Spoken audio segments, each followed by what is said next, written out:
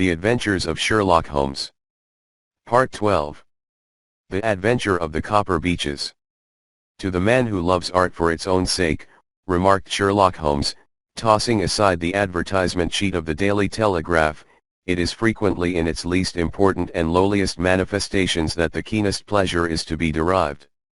It is pleasant to me to observe, Watson, that you have so far grasped this truth that in these little records of our cases which you have been good enough to draw up, and, I am bound to say, occasionally to embellish, you have given prominence not so much to the many causes célèbres and sensational trials in which I have figured but rather to those incidents which may have been trivial in themselves, but which have given room for those faculties of deduction and of logical synthesis which I have made my special province. And yet, said I, smiling, I cannot quite hold myself absolved from the charge of sensationalism which has been urged against my records. You have erred, perhaps, he observed, taking up a glowing cinder with the tongs and lighting with it the long cherry-wood pipe which was wont to replace his clay when he was in a disputatious rather than a meditative mood. You have erred perhaps in attempting to put color and life into each of your statements instead of confining yourself to the task of placing upon record that severe reasoning from cause to effect which is really the only notable feature about the thing. It seems to me that I have done you full justice in the matter, I remarked with some coldness, for I was repelled by the egotism which I had more than once observed to be a strong factor in my friend's singular character. No, it is not selfishness or conceit, said he, answering, as was his wont, my thoughts rather than my words. If I claim full justice for my art, it is because it is an impersonal thing, a thing beyond myself. Crime is common. Logic is rare. Therefore it is upon the logic rather than upon the crime that you should dwell. You have degraded what should have been a course of lectures into a series of tales. It was a cold morning of the early spring, and we sat after breakfast on either side of a cheery fire in the old room at Baker Street. A thick fog rolled down between the lines of dun-colored houses, and the opposing windows loomed like dark, shapeless blurs through the heavy yellow wreaths. Our gas was lit and shone on the white cloth and glimmer of china and metal, for the table had not been cleared yet. Sherlock Holmes had been silent all the morning, dipping continuously into the advertisement columns of a succession of papers until at last, having apparently given up his search, he had emerged in no very sweet temper to lecture me upon my literary shortcomings. At the same time, he remarked after a pause, during which he had sat puffing at his long pipe and gazing down into the fire, you can hardly be open to a charge of sensationalism, for out of these cases which you have been so kind as to interest yourself in, a fair proportion do not treat of crime, in its legal sense, at all. The small matter in which I endeavored to help the King of Bohemia, the singular experience of Miss Mary Sutherland, the problem connected with the man with the twisted lip, and the incident of the noble bachelor, were all matters which are outside the pale of the law. But in avoiding the sensational, I fear that you may have bordered on the trivial. The end may have been so, I answered, but the methods I hold to have been novel and of interest. Pshaw, my dear fellow, what do the public, the great unobservant public, who could hardly tell a weaver by his tooth or a compositor by his left thumb, care about the finer shades of analysis and deduction? But, indeed, if you are trivial, I cannot blame you, for the days of the great cases are past. Man, or at least criminal man, has lost all enterprise and originality. As to my own little practice, it seems to be degenerating into an agency for recovering lost lead pencils and giving advice to young ladies from boarding schools. I think that I have touched bottom at last, however. This note I had this morning marks my 0 point, I fancy. Read it. He tossed a crumpled letter across to me. It was dated from Montague Place upon the preceding evening, and ran thus. Dear M.R. Holmes, I am very anxious to consult you as to whether I should or should not accept a situation which has been offered to me as governess. I shall call at 10:30 tomorrow if I do not inconvenience you. Yours faithfully, Violet Hunter. Do you know the young lady? I asked. Not I. It is 10:30 now. Yes, and I have no doubt that is her ring. It may turn out to be of more interest than you think. You remember that the affair of the blue carbuncle, which appeared to be a mere whim at first, developed into a serious investigation. It may be so in this case, also. Well, let us hope so. But our doubts will very soon be solved, for here, unless I am much mistaken, is the person in question. As he spoke, the door opened and a young lady entered the room. She was plainly but neatly dressed, with a bright, quick face, freckled like a plover's egg, and with the brisk manner of a woman who has had her own way to make in the world. "You will excuse my troubling you, I am sure," said she, as my companion rose to greet her, "but I have had a very strange experience, and as I have no parents or relations of any sort from whom I could ask advice, I thought that perhaps you would be kind enough to tell me what I should do." "Pray take a seat, Miss Hunter. I shall be happy to do anything that I can to serve you." I could see that Holmes was favorably impressed by the manner and speech of his new client. He looked her over in his searching fashion, and then composed himself, with his lids drooping and his fingertips together, to listen to her story. "I have been a governess for 5 years," said she, "in the family of Colonel Spence Monroe, but 2 months ago the Colonel received an appointment at Halifax, in Nova Scotia, and took his children over to America with him, so that I found myself without a situation. I advertised, and I answered advertisements, but without success. At last the little money which I had saved began to run short, and I was at my wits' end as to what I should do. There is a well-known agency for governesses in the West End called Westways, and there I used to call about once a week in order to see whether anything had turned up which might suit me. Westway was the name of the founder of the business, but it is really managed by Miss Stopper. She sits in her own little office, and the ladies who are seeking employment wait in an anteroom, and are then shown in one by one, when she consults her ledgers and sees whether she has anything which would suit them. Well, when I called last week I was shown into the little office as usual, but I found that Miss Stopper was not alone. A prodigiously stout man with a very smiling face and a great heavy chin which rolled down in fold upon fold over his throat sat at her elbow with a pair of glasses on his nose, looking very earnestly at the ladies who entered. As I came in he gave quite a jump in his chair and turned quickly to Miss Stopper. "That will do," said he, "I could not ask for anything better." "Capital! Capital!" He seemed quite enthusiastic and rubbed his hands together in the most genial fashion. He was such a comfortable-looking man that it was quite a pleasure to look at him. "You are looking for a situation, miss?" he asked. "Yes, sir." "As governess?" "Yes, sir." "And what salary do you ask?" "I had £4 a month in my last place with Colonel Spence Monroe." "Oh, tut, tut." "Sweating rank sweating," he cried, throwing his fat hands out into the air like a man who is in a boiling passion. "How could anyone offer so pitiful a sum to a lady with such attractions and accomplishments?" "My accomplishments, sir, may be less than you imagine," said I. "A little French, a little German, music and drawing." "Tut, tut," he cried. "This is all quite beside the question. The point is, have you or have you not the bearing and deportment of a lady? There it is in a nutshell. If you have not, you are not fitted for the rearing of a child who may some day play a considerable part in the history of the country. But if you have, why, then, how could any gentleman ask you to condescend to accept anything under the 3 figures? Your salary with me, madam, would commence at £100 a year.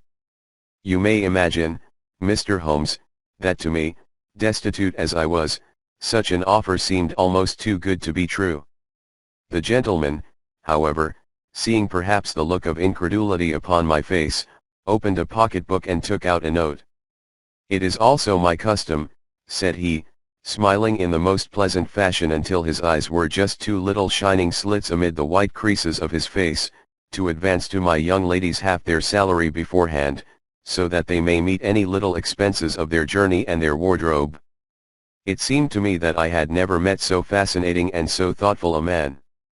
As I was already in debt to my tradesman, the advance was a great convenience, and yet there was something unnatural about the whole transaction which made me wish to know a little more before I quite committed myself. "May I ask where you live, sir?" said I. "Hampshire. Charming rural place. The Copper Beeches, 5 miles on the far side of Winchester. It is the most lovely country, my dear young lady, and the dearest old country house. And my duties, sir? I should be glad to know what they would be. One child, one dear little romper just 6 years old. Oh, if you could see him killing cockroaches with a slipper. Smack. Smack. Smack. 3 gone before you could wink."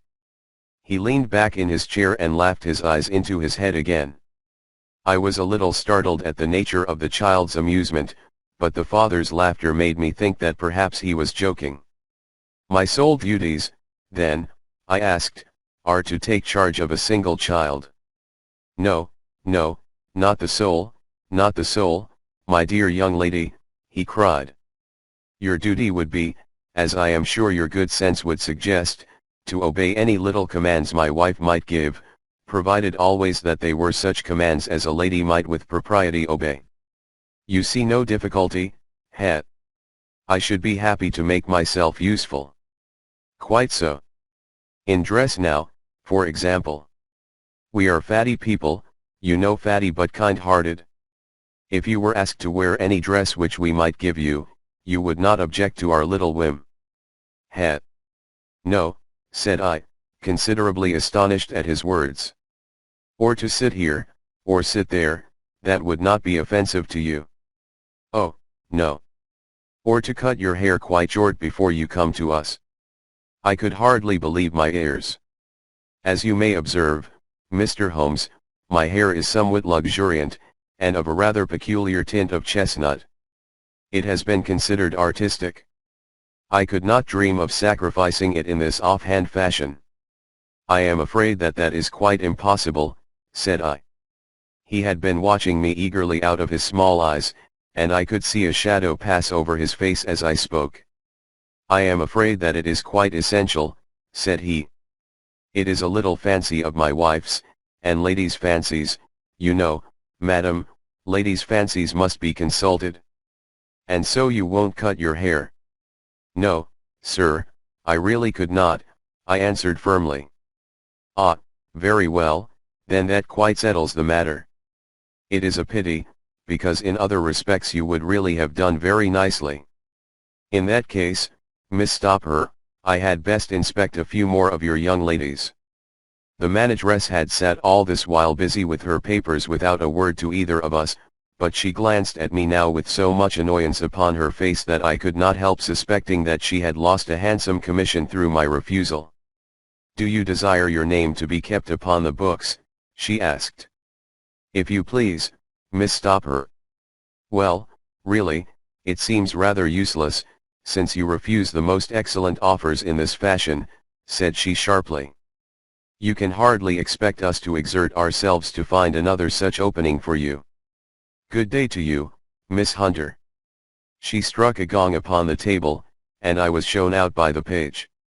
Well, Mr. Holmes, when I got back to my lodgings and found little enough in the cupboard, and 2 or 3 bills upon the table, I began to ask myself whether I had not done a very foolish thing.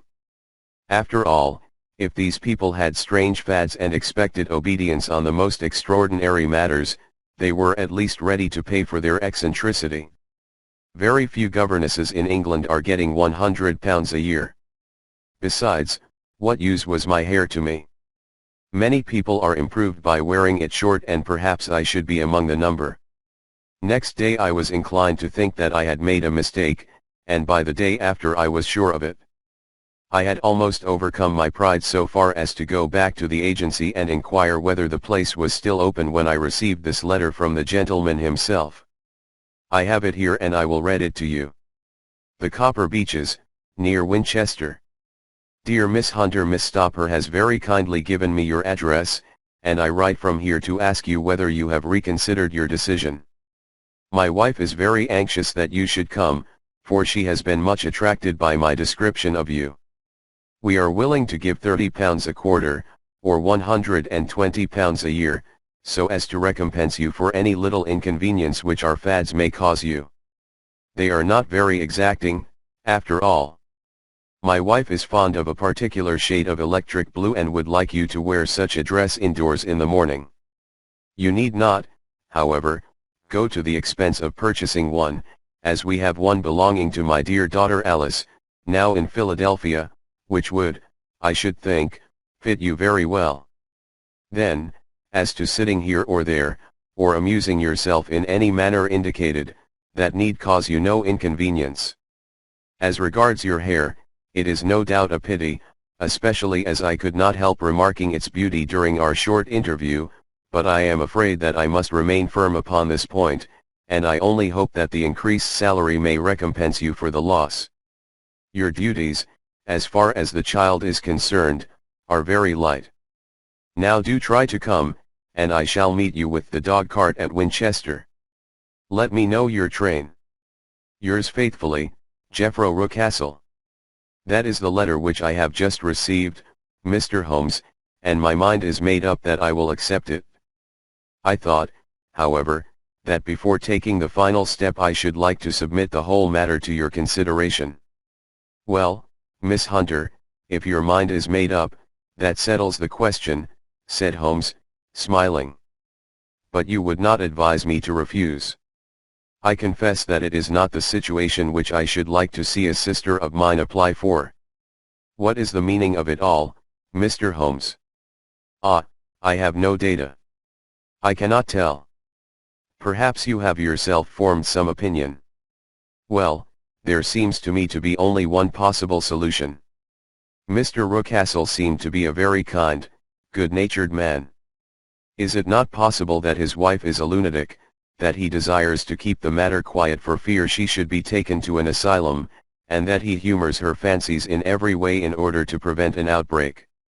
That is a possible solution. In fact, as matters stand, it is the most probable one. But in any case it does not seem to be a nice household for a young lady. But the money, Mr. Holmes, the money. Well, yes, of course the pay is good, too good. That is what makes me uneasy. Why should they give you £120 a year, when they could have their pick for £40? There must be some strong reason behind. I thought that if I told you the circumstances you would understand afterwards if I wanted your help. I should feel so much stronger if I felt that you were at the back of me. Oh, you may carry that feeling away with you. I assure you that your little problem promises to be the most interesting which has come my way for some months. There is something distinctly novel about some of the features. If you should find yourself in doubt or in danger. Danger? What danger do you foresee? Holmes shook his head gravely. It would cease to be a danger if we could define it, said he. But at any time, day or night, a telegram would bring me down to your help. That is enough. She rose briskly from her chair with the anxiety all swept from her face. I shall go down to Hampshire quite easy in my mind now. I shall write to Mr. Rucastle at once, sacrifice my poor hair tonight, and start for Winchester tomorrow. With a few grateful words to Holmes she bade us both good night and bustled off upon her way. At least, said I as we heard her quick, firm steps descending the stairs, she seems to be a young lady who is very well able to take care of herself. And she would need to be, said Holmes gravely. I am much mistaken if we do not hear from her before many days are past. It was not very long before my friend's prediction was fulfilled. A fortnight went by, during which I frequently found my thoughts turning in her direction and wondering what strange side alley of human experience this lonely woman had strayed into. The unusual salary, the curious conditions, the light duties, all pointed to something abnormal, though whether a fad or a plot, or whether the man were a philanthropist or a villain, it was quite beyond my powers to determine. As to Holmes, I observed that he sat frequently for half an hour on end, with knitted brows and an abstracted air, but he swept the matter away with a wave of his hand when I mentioned it. Data! Data! Data! He cried impatiently. I can't make bricks without clay. And yet he would always wind up by muttering that no sister of his should ever have accepted such a situation. The telegram which we eventually received came late one night just as I was thinking of turning in, and Holmes was settling down to one of those all-night chemical researches which he frequently indulged in, when I would leave him stooping over a retort and a test tube at night and find him in the same position when I came down to breakfast in the morning. He opened a yellow envelope, and then, glancing at the message, threw it across to me. Just look up the trains in Bradshaw, said he, and turned back to his chemical studies. The summons was a brief and urgent one. Please be at the Black Swan Hotel at Winchester at midday tomorrow, it said. Do come. I am at my wit's end. Hunter. Will you come with me? Asked Holmes, glancing up. I should wish to. Just look it up, then. There is a train at 9:30, said I, glancing over my Bradshaw. It is due at Winchester at 11:30. That will do very nicely. Then perhaps I had better postpone my analysis of the acetones, as we may need to be at our best in the morning. By 11 o'clock the next day we were well upon our way to the old English capital. Holmes had been buried in the morning papers all the way down, but after we had passed the Hampshire border he threw them down and began to admire the scenery. It was an ideal spring day, a light blue sky, flecked with little fleecy white clouds drifting across from west to east. The sun was shining very brightly, and yet there was an exhilarating nip in the air, which set an edge to a man's energy. All over the countryside, away to the rolling hills around Aldershot, the little red and grey roofs of the farmsteadings peeped out from amid the light green of the new foliage. Are they not fresh and beautiful? I cried with all the enthusiasm of a man fresh from the fogs of Baker Street. But Holmes shook his head gravely. Do you know, Watson, said he, that it is one of the curses of a mind with a turn like mine that I must look at everything with reference to my own special subject. You look at these scattered houses, and you are impressed by their beauty. I look at them, and the only thought which comes to me is a feeling of their isolation and of the impunity with which crime may be committed there. Good heavens! I cried. Who would associate crime with these dear old homesteads? They always fill me with a certain horror. It is my belief, Watson, founded upon my experience, that the lowest and vilest alleys in London do not present a more dreadful record of sin than does the smiling and beautiful countryside. You horrify me. But the reason is very obvious. The pressure of public opinion can do in the town what the law cannot accomplish. There is no lane so vile that the scream of a tortured child, or the thud of a drunkard's blow, does not beget sympathy and indignation among the neighbors, and then the whole machinery of justice is ever so close that a word of complaint can set it going, and there is but a step between the crime and the dock. But look at these lonely houses, each in its own fields, filled for the most part with poor ignorant folk who know little of the law. Think of the deeds of hellish cruelty, the hidden wickedness which may go on, year in, year out, in such places, and none the wiser. Had this lady who appeals to us for help gone to live in Winchester, I should never have had a fear for her. It is the 5 miles of country which makes the danger. Still, it is clear that she is not personally threatened. No. If she can come to Winchester to meet us she can get away. Quite so. She has her freedom. What can be the matter, then? Can you suggest no explanation? I have devised 7 separate explanations, each of which would cover the facts as far as we know them. But which of these is correct can only be determined by the fresh information which we shall no doubt find waiting for us. Well, there is the tower of the cathedral, and we shall soon learn all that Miss Hunter has to tell. The Black Swan is an inn of repute in the High Street, at no distance from the station, and there we found a young lady waiting for us. She had engaged a sitting room, and our lunch awaited us upon the table. I am so delighted that you have come, she said earnestly. It is so very kind of you both, but indeed I do not know what I should do. Your advice will be altogether invaluable to me. Pray tell us what has happened to you. I will do so, and I must be quick, for I have promised Mr. Rucastle to be back before 3. I got his leave to come into town this morning, though he little knew for what purpose. Let us have everything in its due order. Holmes thrust his long thin legs out towards the fire and composed himself to listen.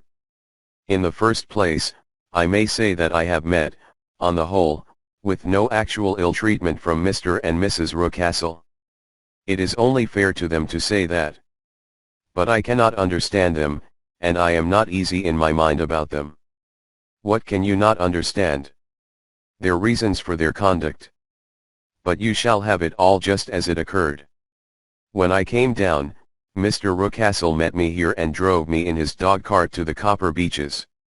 It is, as he said, beautifully situated, but it is not beautiful in itself, for it is a large square block of a house, whitewashed, but all stained and streaked with damp and bad weather.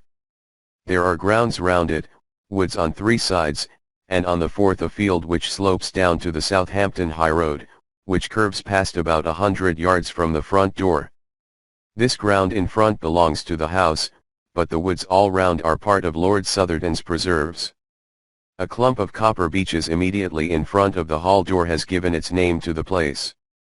I was driven over by my employer, who was as amiable as ever, and was introduced by him that evening to his wife and the child. There was no truth, Mr. Holmes, in the conjecture which seemed to us to be probable in your rooms at Baker Street.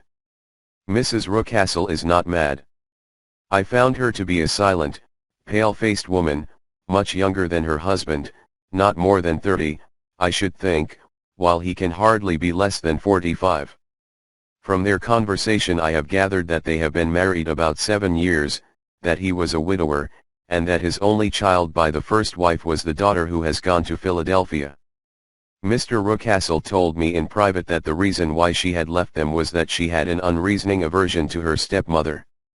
As the daughter could not have been less than 20, I can quite imagine that her position must have been uncomfortable with her father's young wife. Mrs. Rucastle seemed to me to be colorless in mind as well as in feature. She impressed me neither favorably nor the reverse. She was a nonentity. It was easy to see that she was passionately devoted both to her husband and to her little son.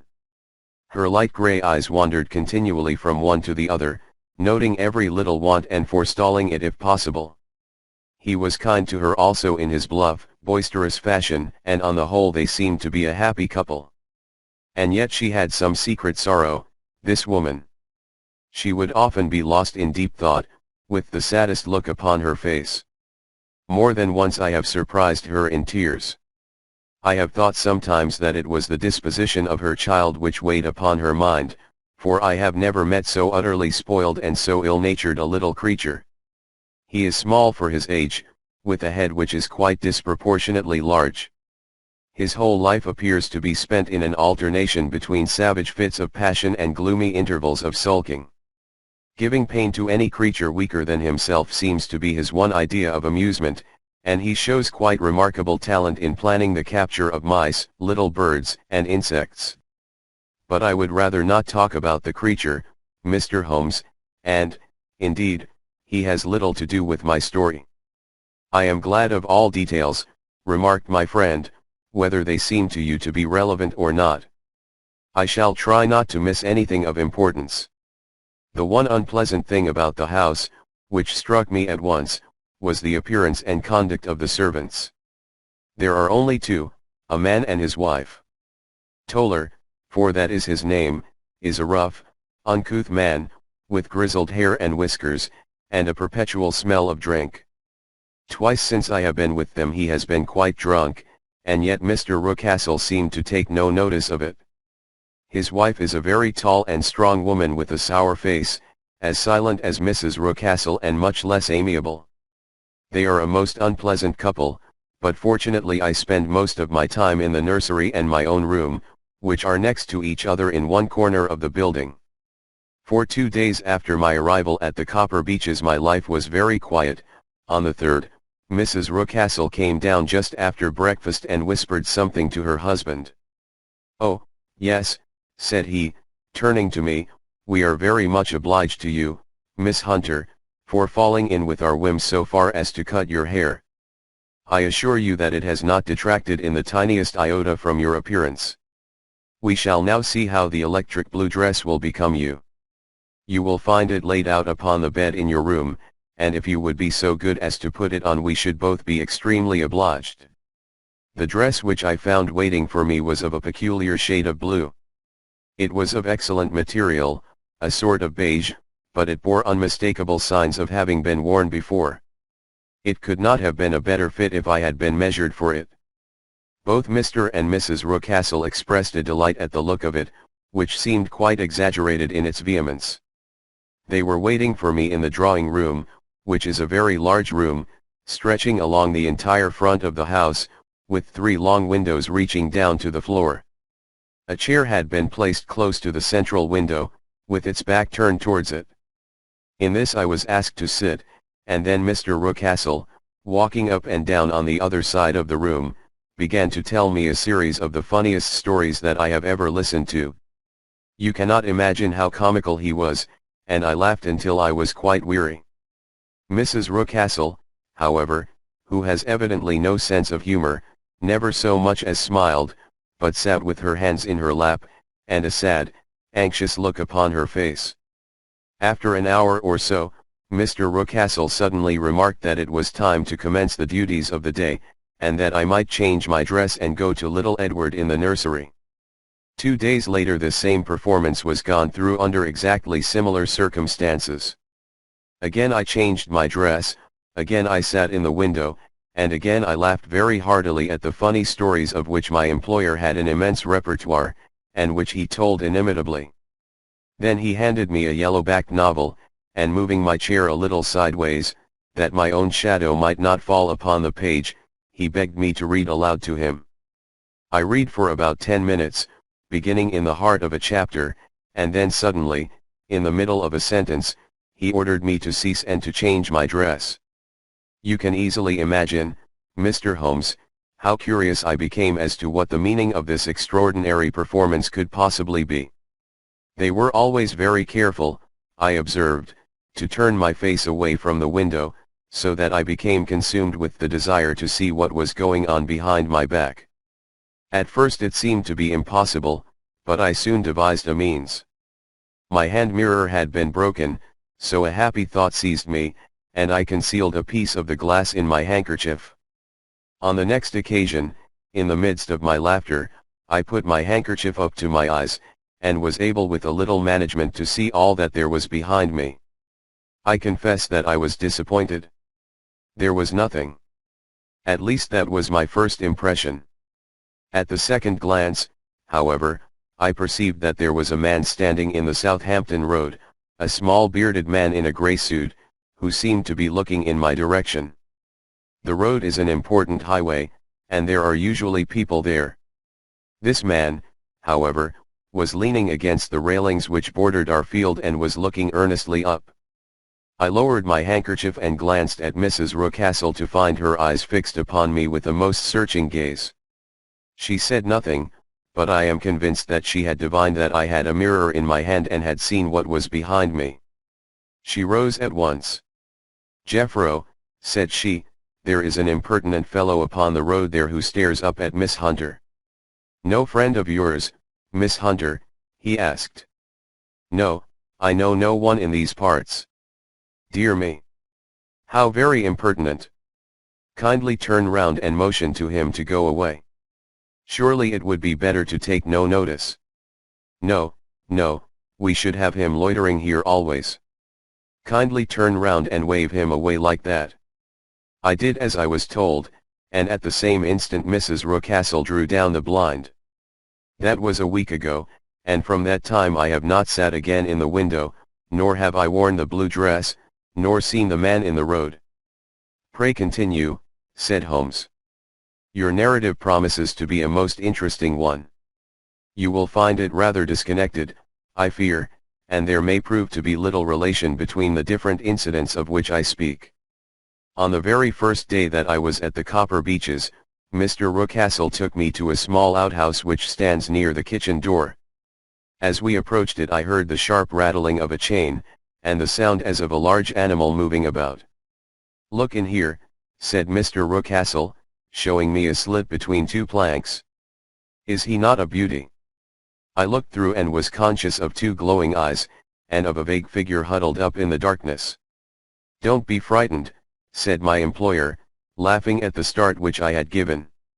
"It's only Carlo, my mastiff. I call him mine, but really old Toller, my groom, is the only man who can do anything with him. We feed him once a day, and not too much then, so that he is always as keen as mustard. Toller lets him loose every night, and God help the trespasser whom he lays his fangs upon. For goodness sake don't you ever on any pretext set your foot over the threshold at night, for it's as much as your life is worth." The warning was no idle one, for 2 nights later I happened to look out of my bedroom window about 2 o'clock in the morning.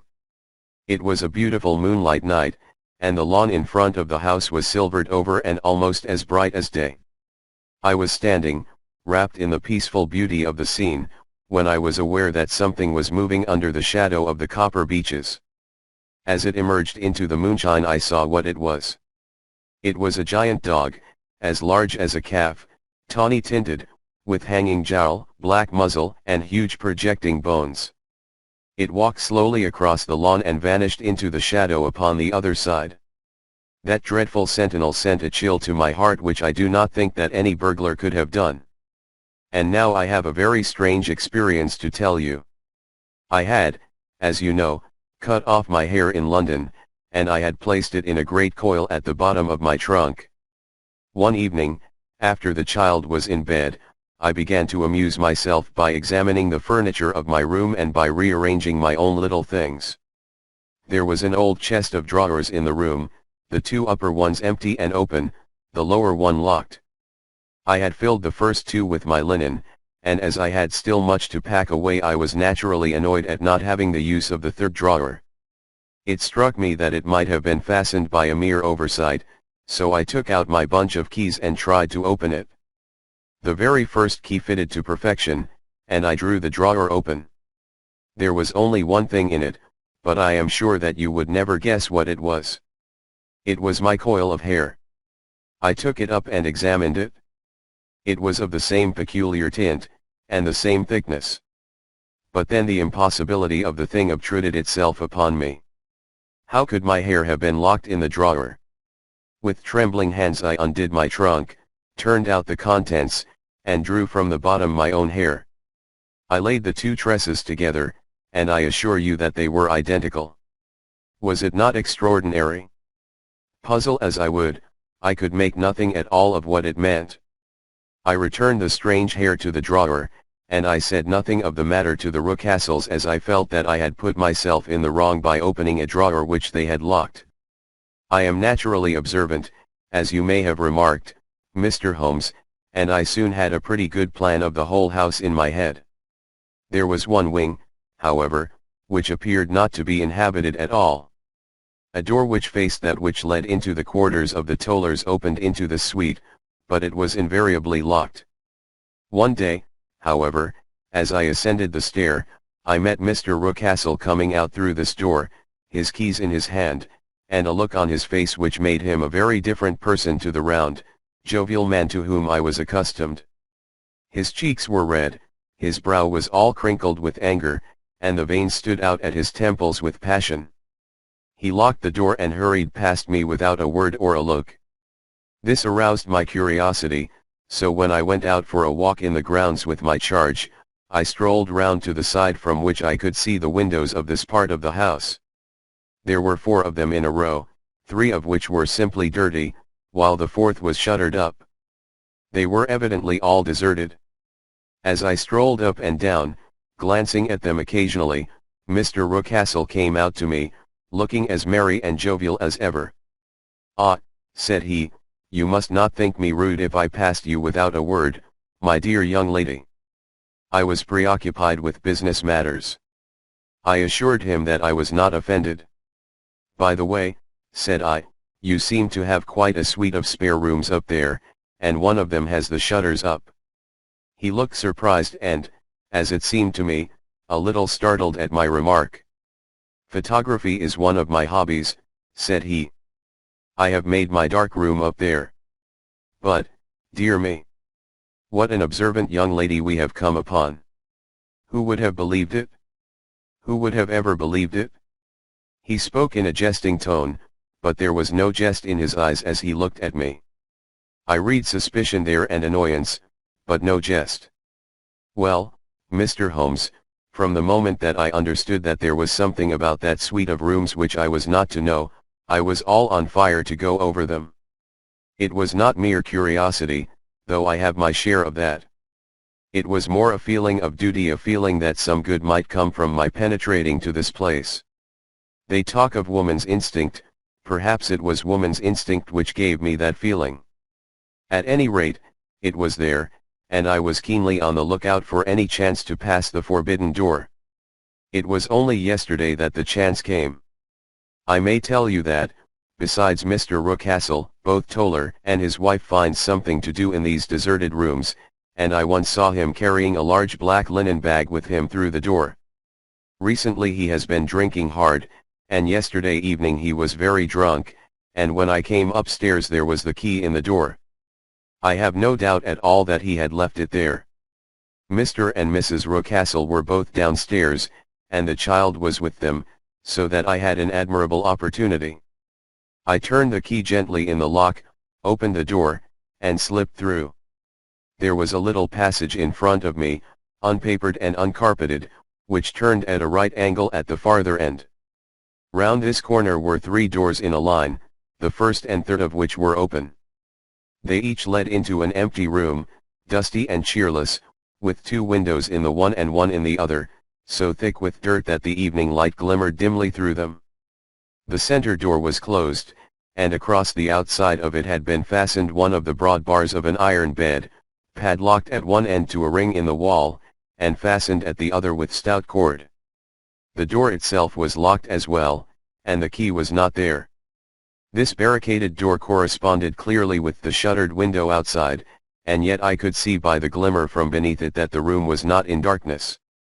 Evidently there was a skylight which let in light from above.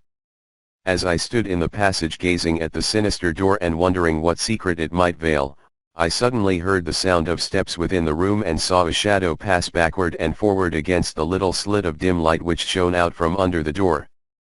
A mad, unreasoning terror rose up in me at the sight, Mr. Holmes.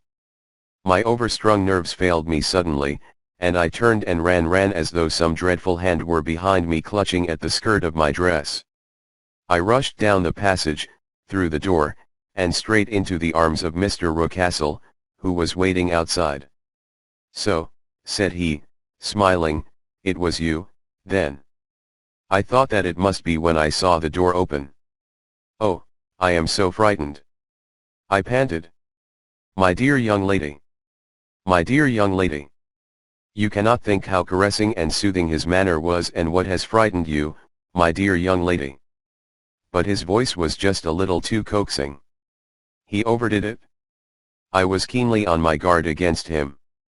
"I was foolish enough to go into the empty wing," I answered. "But it is so lonely and eerie in this dim light that I was frightened and ran out again. Oh, it is so dreadfully still in there." "Only that," said he, looking at me keenly. "Why, what did you think?" I asked. "Why do you think that I locked this door? I am sure that I do not know. It is to keep people out who have no business there. Do you see?" He was still smiling in the most amiable manner. "I am sure if I had known." "Well, then, you know now. And if you ever put your foot over that threshold again." Here in an instant the smile hardened into a grin of rage, and he glared down at me with the face of a demon. "I'll throw you to the mastiff." I was so terrified that I do not know what I did. I suppose that I must have rushed past him into my room. I remember nothing until I found myself lying on my bed trembling all over. Then I thought of you, Mr. Holmes. I could not live there longer without some advice. I was frightened of the house, of the man, of the woman, of the servants, even of the child. They were all horrible to me.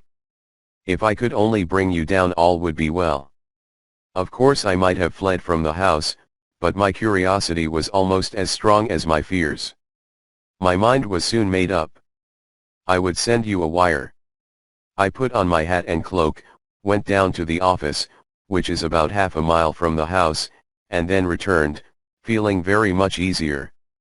A horrible doubt came into my mind as I approached the door lest the dog might be loose, but I remembered that Toller had drunk himself into a state of insensibility that evening, and I knew that he was the only one in the household who had any influence with the savage creature, or who would venture to set him free. I slipped in safety and lay awake half the night in my joy at the thought of seeing you. I had no difficulty in getting leave to come into Winchester this morning, but I must be back before 3 o'clock, for Mr. and Mrs. Rucastle are going on a visit, and will be away all the evening, so that I must look after the child.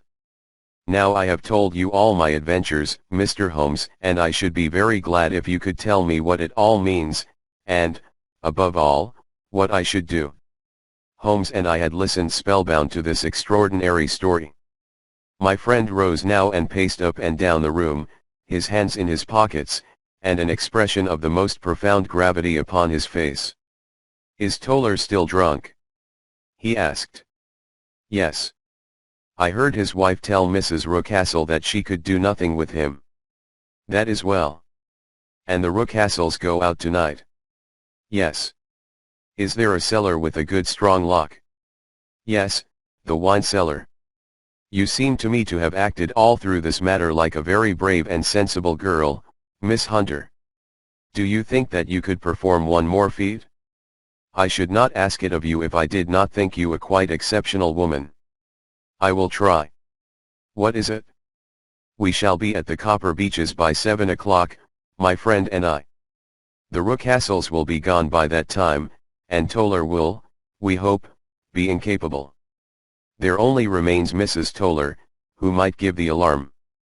If you could send her into the cellar on some errand, and then turn the key upon her, you would facilitate matters immensely." "I will do it." "Excellent. We shall then look thoroughly into the affair. Of course there is only one feasible explanation. You have been brought there to personate someone, and the real person is imprisoned in this chamber. That is obvious. As to who this prisoner is, I have no doubt that it is the daughter, Miss Alice Rucastle, if I remember right, who was said to have gone to America. You were chosen, doubtless, as resembling her in height, figure, and the color of your hair. Hers had been cut off, very possibly in some illness through which she has passed, and so, of course, yours had to be sacrificed also. By a curious chance you came upon her tresses. The man in the road was undoubtedly some friend of hers, possibly her fiancé, and no doubt, as you wore the girl's dress and were so like her, he was convinced from your laughter, whenever he saw you, and afterwards from your gesture, that Miss Rucastle was perfectly happy, and that she no longer desired his attentions. The dog is let loose at night to prevent him from endeavoring to communicate with her. So much is fairly clear. The most serious point in the case is the disposition of the child. What on earth has that to do with it?" I ejaculated. "My dear Watson, you as a medical man are continually gaining light as to the tendencies of a child by the study of the parents. Don't you see that the converse is equally valid? I have frequently gained my first real insight into the character of parents by studying their children. This child's disposition is abnormally cruel, merely for cruelty's sake, and whether he derives this from his smiling father, as I should suspect, or from his mother, it bodes evil for the poor girl who is in their power." "I am sure that you are right, Mr. Holmes," cried our client. "1,000 things come back to me which make me certain that you have hit it. Oh, let us lose not an instant in bringing help to this poor creature. We must be circumspect, for we are dealing with a very cunning man. We can do nothing until 7 o'clock. At that hour we shall be with you, and it will not be long before we solve the mystery." We were as good as our word, for it was just 7 when we reached the Copper Beeches, having put up our trap at a wayside public house. The group of trees, with their dark leaves shining like burnished metal in the light of the setting sun, were sufficient to mark the house even had Miss Hunter not been standing smiling on the doorstep. "Have you managed it?" asked Holmes. A loud thudding noise came from somewhere downstairs. "That is Mrs. Toller in the cellar," said she. "Her husband lies snoring on the kitchen rug. Here are his keys, which are the duplicates of Mr. Rucastle's." "You have done well indeed," cried Holmes with enthusiasm. "Now lead the way, and we shall soon see the end of this black business." We passed up the stair, unlocked the door, followed on down a passage, and found ourselves in front of the barricade which Miss Hunter had described. Holmes cut the cord and removed the transverse bar. Then he tried the various keys in the lock, but without success. No sound came from within, and at the silence Holmes' face clouded over. "I trust that we are not too late," said he. "I think, Miss Hunter, that we had better go in without you. Now, Watson, put your shoulder to it, and we shall see whether we cannot make our way in."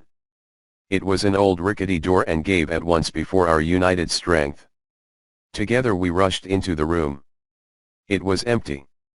There was no furniture save a little pallet bed, a small table, and a basketful of linen.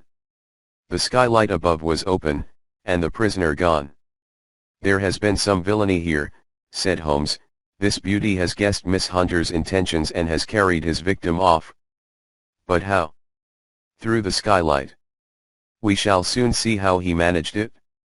He swung himself up onto the roof. "Ah, yes," he cried, "here's the end of a long light ladder against the eaves. That is how he did it?" "But it is impossible," said Miss Hunter, "the ladder was not there when the Rucastles went away. He has come back and done it. I tell you that he is a clever and dangerous man. I should not be very much surprised if this were he whose step I hear now upon the stair.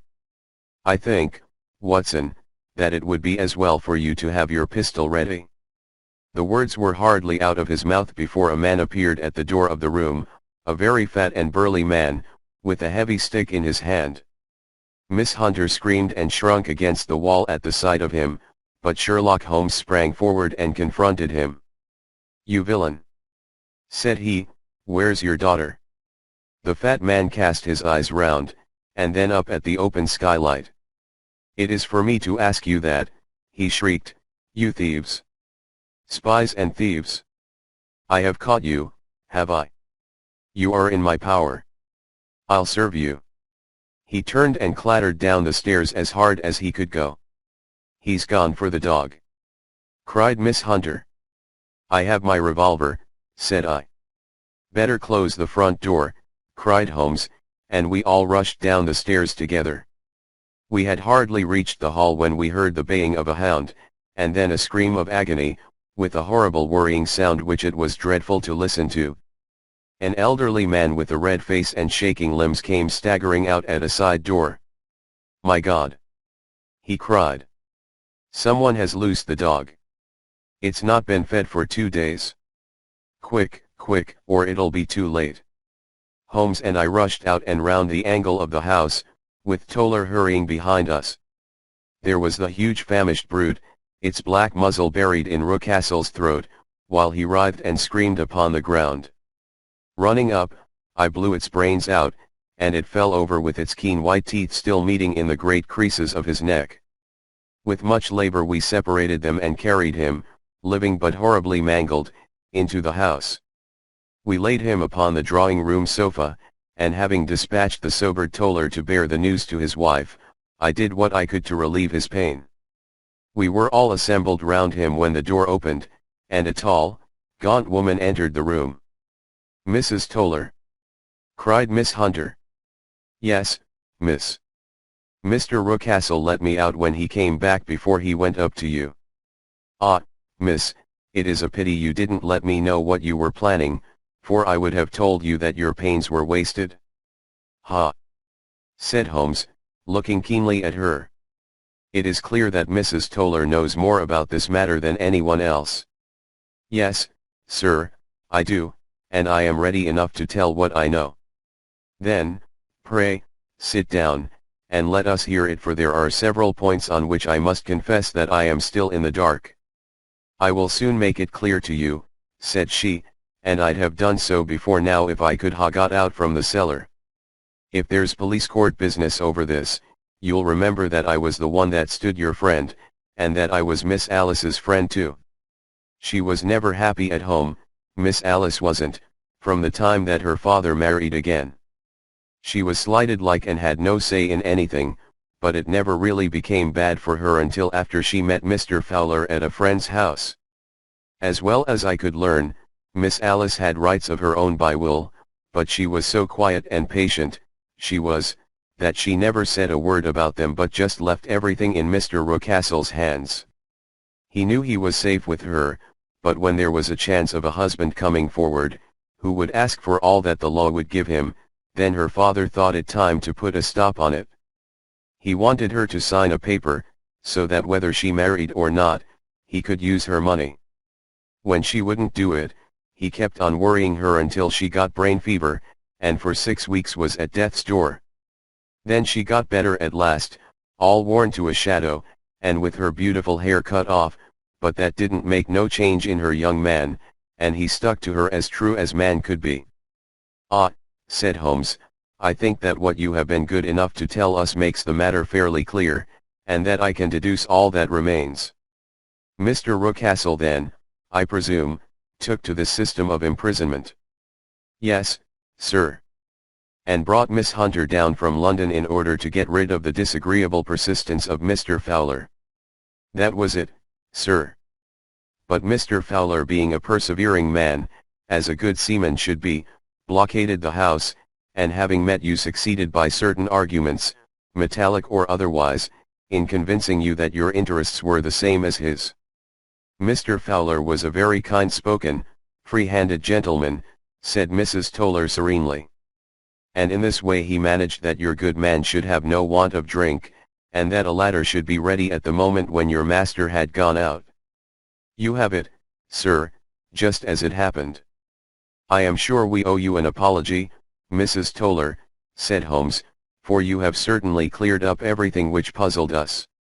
And here comes the country surgeon and Mrs. Rucastle, so I think, Watson, that we had best escort Miss Hunter back to Winchester, as it seems to me that our locus standi now is rather a questionable one.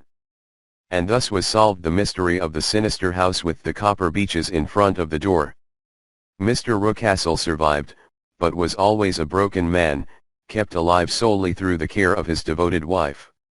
They still live with their old servants, who probably know so much of Rucastle's past life that he finds it difficult to part from them. Mr. Fowler and Miss Rucastle were married, by special license, in Southampton the day after their flight, and he is now the holder of a government appointment in the island of Mauritius. As to Miss Violet Hunter, my friend Holmes, rather to my disappointment, manifested no further interest in her when once she had ceased to be the center of one of his problems, and she is now the head of a private school at Walsall, where I believe that she has met with considerable success.